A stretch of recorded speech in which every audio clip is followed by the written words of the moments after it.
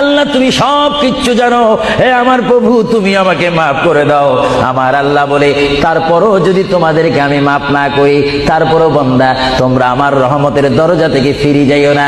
আমি তোমাদেরকে হুকুম দিচ্ছি, ওয়ালাউ আন্নাহুম ইয যালামু আনফুসাহুম জাউকা, বান্দারে যদি গুনাহ করে ফেলো আমার রহমত থেকে মুখ ফিরে তুমি চলে যাইও না।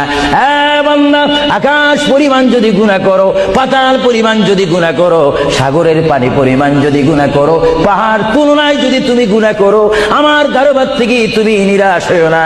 বান্দা, আমি তোমাকে একটি রাস্তা পাঠাই দিচ্ছি, একটি পথ তোমাকে আমি দেখাই দিচ্ছি।